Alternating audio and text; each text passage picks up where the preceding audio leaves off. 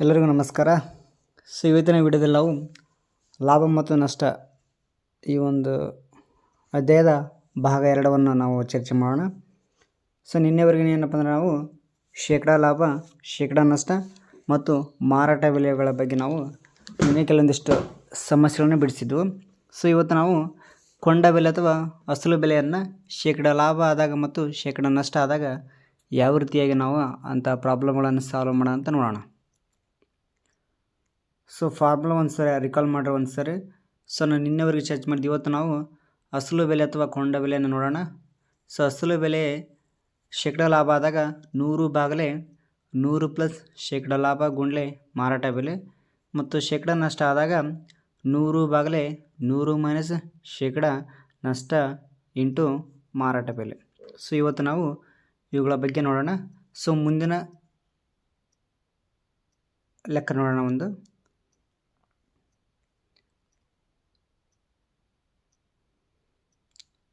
ಒಂದು ಪ್ರಾಬ್ಲಮ್ ಇದೆ ನೋಡ್ರಿ. ಇಲ್ಲಿ ಒಂದು ವಸ್ತುವನ್ನು 2600 ರೂಪಾಯಿಗಳಿಗೆ ಮಾರಿದರೆ ಅವನಿಗೆ 30% ಲಾಭವಾಗುವುದು.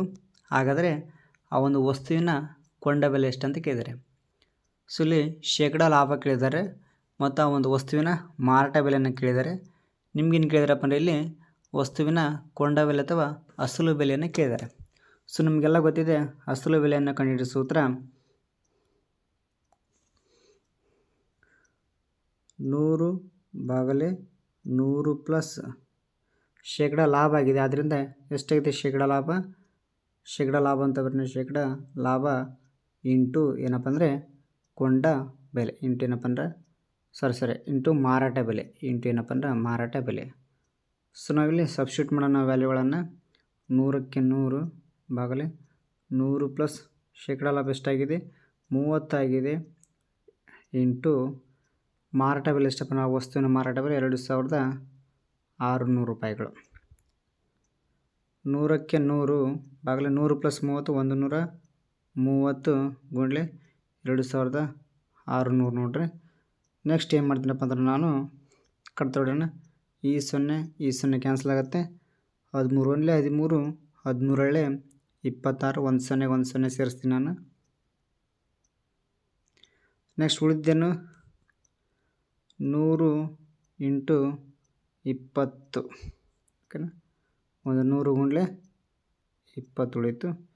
ಸೊ ಇವಾಗ ನೋಡಿರಿ 2000 ರೂಪಾಯಿ ಅಂದರೆ ಆ ಒಂದು ವಸ್ತುವನ್ನು ಎಷ್ಟಕ್ಕೆ ಕೊಂಡಿದ್ರಪ್ಪ ಅಂದರೆ 2000 ರೂಪಾಯಿ ಕೊಂಡಿದ್ರು. ಅದನ್ನು ಶೇಕಡಾ 30% ಲಾಭದಲ್ಲಿ ಮಾರಿದಾಗ ಆ ವ್ಯಕ್ತಿಗೆ ಎಷ್ಟು ಸಿಗುತ್ತಪ್ಪ ಅಂದರೆ 2600 ರೂಪಾಯಿಗಳು ಸಿಗುತ್ತವೆ.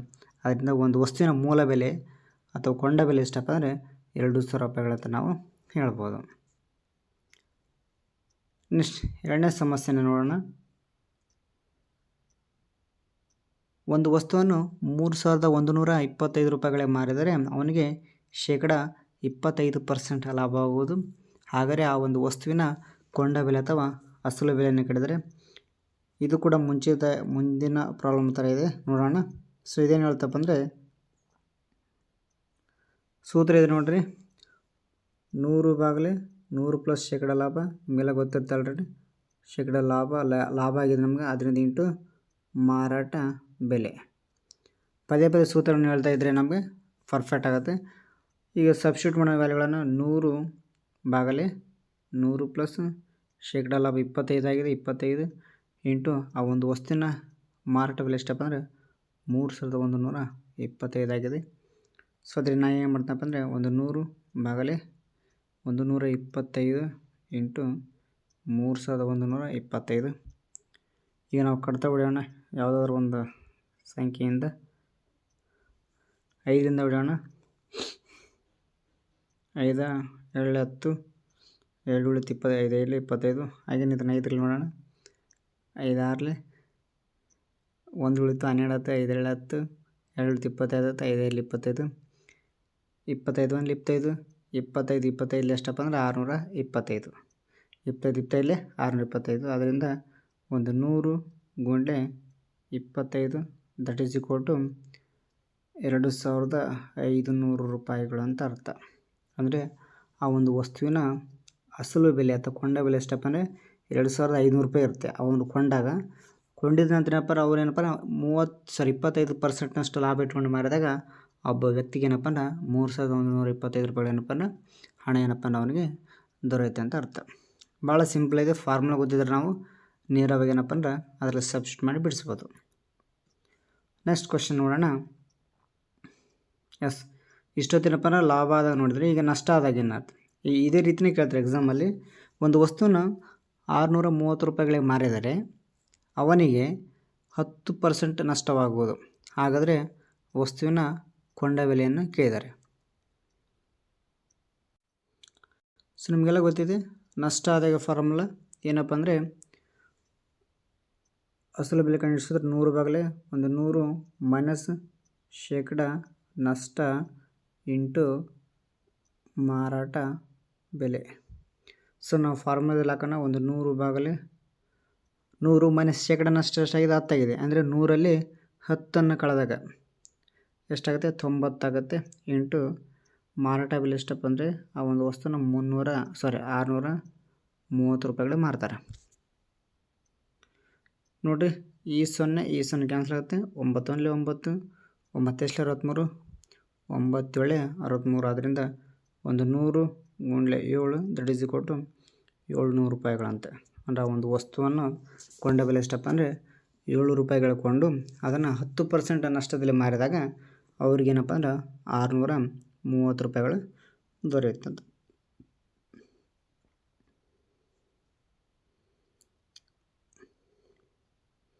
ಎಸ್, ಇಲ್ಲಿದೆ ನೋಡಿರಿ. ಒಂದು ವಸ್ತುವನ್ನು 2400 ರೂಪಾಯಿಗಳಿಗೆ ಮಾರಿದರೆ ಅವನಿಗೆ 20% ನಷ್ಟವಾಗೋದು. ಹಾಗಾದರೆ ಆ ಒಂದು ವಸ್ತುವಿನ ಕೊಂಡ ಬೆಲೆ ಅಂದರೆ ಒಂದೊಂದು ಫಾರ್ಮುಲಾ ಬೇಸ್ ಮೇಲೆ ಏನಪ್ಪ ಅಂದರೆ ನಾವು 2 ಅಥವಾ 3 ಸಮಸ್ಯೆಗಳನ್ನು ಬಿಡಿಸಿದಾಗ ನಮಗೇನಪ್ಪ ಅಂದ್ರೆ ಅರ್ಥ ಆಗುತ್ತೆ. ಆದ್ದರಿಂದ ಇದು ಕೂಡ ನಷ್ಟದ ಮೇಲೆ ಕೊಟ್ಟಿದ್ದಾರೆ. ಸೊ ಇದನ್ನು ಏನು ಮಾಡೋಣಪ್ಪ ಅಂದ್ರೆ ಮತ್ತೆ ಫಾರ್ಮುಲಾ ಗೊತ್ತಿದೆ ನಿಮಗೆಲ್ಲ ಏನು? 100 ಮೈನಸ್ 100 ಭಾಗಲೇ 100 ಮೈನಸ್ ಶೇಕಡ ನಷ್ಟ ಇಂಟು ಮಾರಾಟ ಬೆಲೆ. ಓಕೆನಾ? ಸೊ ಇದನ್ನ ಸಬ್ಸ್ಟಿಟ್ಯೂಟ್ ಮಾಡಿರಿ. 100 ಭಾಗಲೇ 100 ಮೈನಸ್ ಶೇಕಡ ನಷ್ಟ ಎಷ್ಟಾಗಿದೆ? 20 ಆಗಿದೆ. ಇಂಟು ಮಾರಾಟ ಬೆಲೆ ಎಷ್ಟಿದೆ? 2400 ರೂಪಾಯಿಗಳು. ಇಷ್ಟು ಮಾಡಿದ್ರಪ್ಪ ಅಂದ್ರೆ ಏನಪ್ಪ ಅಂದ್ರೆ ಅರ್ಧ ಲೆಕ್ಕ ಮುಗೀತು. ನೆಕ್ಸ್ಟ್ ನೋಡಿರಿ, ಇವಾಗ 100 ಭಾಗಲೇ 100ರಲ್ಲಿ 20 80 ಇಂಟು 2400 ರೂಪಾಯಿಗಳು. ಓಕೆನಾ? ಈಗ ಕಟ್ತೋಣ. ಈ 0 ಕ್ಯಾನ್ಸಲ್ ಆಗುತ್ತೆ. 8 8 8 3 24 1 0 1 0. 100 ಗುಂಡ್ಲೆ 30ಕ್ಕೆ 30 ದಟ್ ಈಸ್ ಈಕ್ವಲ್ ಟು 3000 ರೂಪಾಯಿಗಳು. ಅಂದರೆ ಆ ಒಂದು ವಸ್ತುವಿನ ಅಸಲು ಬೆಲೆ ತಗೊಂಡ ಬೆಲೆ ಎಷ್ಟಾಗುತ್ತಪ್ಪ ಅಂದರೆ 3000 ರೂಪಾಯಿ ಆಗುತ್ತೆ ಅಂತ. ಸೊ ಈ ರೀತಿ ಏನಪ್ಪ ಅಂದರೆ ಕೊಂಡ ಬೆಲೆ 3000 ರೂಪಾಯಿ, ಬಟ್ ಅವರು 20 ರೂಪಾಯಿ ನಷ್ಟಕ್ಕೆ ಮಾರೋದರಿಂದ ಅವ್ರಿಗೇನಪ್ಪ ಅಂದರೆ 2400 ರೂಪಾಯಿಗೆ ಏನಪ್ಪ ಆ ಒಂದು ವಸ್ತು ಮಾರಾಟವಾಗುತ್ತೆ. ಎಸ್, ಇಲ್ಲಿದೆ ನೋಡಿರಿ, ಭಾಳ ಇಂಪಾರ್ಟೆಂಟ್ ಇದು. ಸೊ ಇಲ್ಲಿ ಹೆಂಗಾದರೆ ಒಂದು ವಸ್ತುನು 4800 ರೂಪಾಯಿಗಳಿಗೆ ಮಾರಿದರೆ ಅವರಿಗೆ 20% ನಷ್ಟವಾಗೋದು. ಹಾಗಾದರೆ 20% ಲಾಭ ಬರಲಿಕ್ಕೆ ಆ ಒಂದು ವಸ್ತುವನ್ನು ಎಷ್ಟಕ್ಕೆ ಮಾರಬೇಕಂತ ನೋಡಿ. ಶೇಕಡ ಲಾಭ ಮತ್ತು ಶೇಕಡ ನಷ್ಟ ಎರಡನ್ನೂ ಒಂದರಲ್ಲೇ ಕೊಟ್ಟಿದ್ದಾರೆ, ಒಂದೇ ಸಮಸ್ಯೆಯಲ್ಲಿ. ಸೊ ಈ ರೀತಿ ಇದ್ದಾಗ ನಾವು ಒಂದು ಏಕಾಂಶ ಮೆಥಡಲ್ಲಿ ಮಾಡೋಣ. ಏಕಾಂಶ ಪದ್ಧತಿ ಅಂತ ಕರಿತೀವಿ ನಾವು, ಡೈರೆಕ್ಟ್ ಮೆಥಡ್. ಅಂದರೆ ಒಂದು ವಸ್ತುವನ್ನು ಕೊಂಡಿದ್ದಾರೆ. ಒಂದು ತಿಳ್ಕೊಳ್ರಿ, ಯಾವುದೇ ಒಂದು ವಸ್ತುವಿನ ಮೂಲ ಬೆಲೆಗೆ ಪರ್ಸೆಂಟೇಜ್ ತೊಗೊಂಡು 100% ತೊಗೋಬೇಕು ನಾವು. ಶೇಕಡ ಆದಾಗ ಏನಪ್ಪ ಅಂದ್ರೆ ಅದಕ್ಕೆ ಕೂಡಿಸ್ಬೇಕು. ನಷ್ಟ ಆದಾಗ ಏನಪ್ಪ ಅಂದ್ರೆ ನಾವು 100ರಿಂದ ಕಳಿಬೇಕು. ಇದನ್ನು ನೆನ್ಪಿಟ್ರಪ್ಪ ನಮಗೆ ಈ ಸಮಸ್ಯೆ. ಫಾರ್ ಎಕ್ಸಾಂಪಲ್ ಒಂದು ವಸ್ತು ಯಾವುದಿದೆ ಅದರ ಒಂದು ಶೇಕಡ ಎಷ್ಟು 100 ಇರುತ್ತೆ. 10% ಲಾಭ ಆದ್ರಪ್ಪ ಅಂದ್ರೆ 110% ಅಂತ ಅರ್ಥ. ಅದೇ ಒಂದು 10% ನಷ್ಟ ಆದ್ರಪ್ಪ ಅಂದ್ರೆ 90% ಅಂತ ಅರ್ಥ. ಈ ರೀತಿ ಏನಪ್ಪ ಅಂದ್ರೆ ಇವು ಏಕಾಂಶ ವಿಧಾನಗಳಿವೆಲ್ಲ. ಸೊ ಇವುಗಳಿಗೆ ಗೊತ್ತಿದ್ರಪ್ಪ ನಾವು ಸುಲಭವಾಗಿ ಮಾಡಬಹುದು. ಈಗ ಒಂದು ವಸ್ತು ಇದೆ, ಆ ಒಂದು ವಸ್ತು ಏನಪ್ಪ ಅಂದ್ರೆ 4800. ಯಾವಾಗ? 20% ನಷ್ಟ ಇದ್ದಾಗ. ಅಂದರೆ 20% ನಷ್ಟ ಅಂದರೆ 100ರಲ್ಲಿ ಕಳಿಬೇಕು. 100ರಲ್ಲಿ 20% ಹೋದ್ರಪ್ಪ ಅಂದ್ರೆ 80%. 80% ಇದ್ದಾಗ ಒಂದು ವಸ್ತು ಎಷ್ಟಪ್ಪ ಅಂದ್ರೆ 4800 ರೂಪಾಯಿ ಅಂತ. ಹಾಗಾದರೆ 20% ಲಾಭ ಇಟ್ಕೊಂಡು ಮಾಡಿದಾಗ ಎಷ್ಟಕ್ಕೆ ಮಾರೋಕ್ಕಂತ? ಎಷ್ಟು ಪರ್ಸೆಂಟ್ ಹೇಳ್ತಾರೆ? 20% ಅಂದರೆ ಎಷ್ಟಾಗುತ್ತೆ? 100ಕ್ಕೆ 20 ಸೇರಿಸ್ಬೇಕು. ಲಾಭ ಅಂತ ಕೇಳಿದರೆ 120% ಇದ್ದಾಗ ಗೊತ್ತಿಲ್ಲ ನಾವು ಎಷ್ಟಕ್ಕೆ ಮಾರಬೇಕಂತ. 80% 20% ನಷ್ಟ ಇದ್ದಾಗ 4800ಕ್ಕೆ ಹೋಗುತ್ತೆ. ಅದೇ ಒಂದು 20% ಲಾಭ ಇದ್ದಾಗ ಎಷ್ಟಕ್ಕೆ ಮಾರ್ಬೋದು ಅಂತ ಗೊತ್ತಿಲ್ಲ, ನಾವು ಅದನ್ನ ಎಕ್ಸ್ ಅಂತ ತೊಗೊಂತ ನಾನು. ಸೊ ಇಲ್ಲಿ ಏನು ಮಾಡಬೇಕಪ್ಪ ಅಂದರೆ ನೀವು ಇದನ್ನು ಓರೆ ಗುಣಾಕಾರ ವಿಧಾನ ಮಾಡ್ಬೇಕು ನೀವು. ಒಂದು ನಿಮಿಷ. ಓಕೆ, ಇವಾಗ ನೋಡಿರಿ, ಓರೆ ಗುಣಾಕಾರ ಎಕ್ಸ್ ಗುಂಡ್ಲೆ 80 ದಟ್ ಈಸ್ ಕೊಟ್ಟು 4800 ಗುಂಡ್ಲೆ 120. ಓಕೆನಾ. ಈಗ ನಮಗೆ ಎಕ್ಸ್ನ ಬೆಲೆ ಬೇಕು, ಆದ್ದರಿಂದ 4800 ಗುಂಡ್ಲೆ 120 ಭಾಗಲೆ ಎಷ್ಟಪ್ಪ ಅಂದರೆ 80. ಈಗೇನಪ್ಪ ಅಂದ್ರೆ ಕಟ್ತಾ ಬಿಡೋಣ್ರಿ. ಸೊ ಈ 0 ಕ್ಯಾನ್ಸಲ್, 8 8 8 6 48, ಎಷ್ಟು ಸೊನ್ನೆಗಳಿದೆ? 2 0 ಇದೆ. ಸೊ 2 0 ಸೇರ್ಸೋಣ. ನೆಕ್ಸ್ಟ್ ಏನಪ್ಪ ಅಂದರೆ 600 ಮೇಲ್ಗಡೆ ಇಂಟು 12ಕ್ಕೆ 12.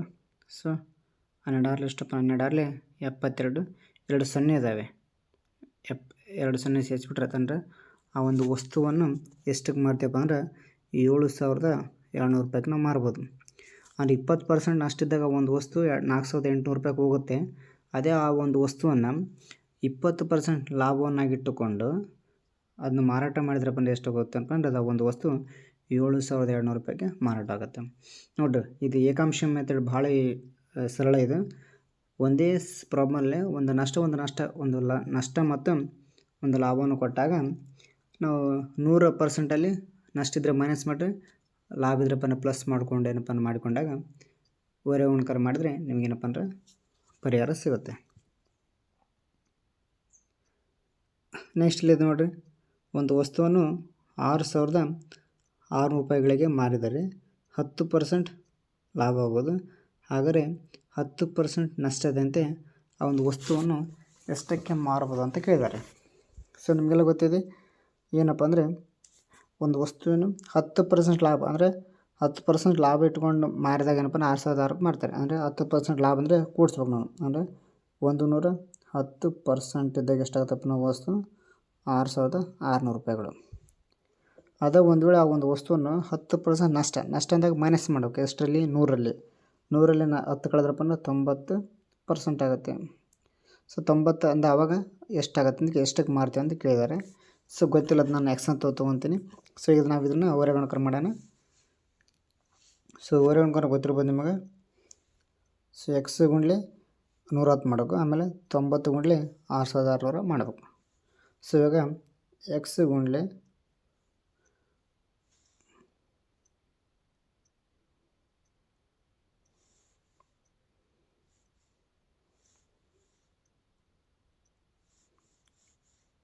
ಎಕ್ಸ್ ಗುಂಡ್ಲೆ 110 that is equal to 6600 into 90 ಆಗುತ್ತೆ.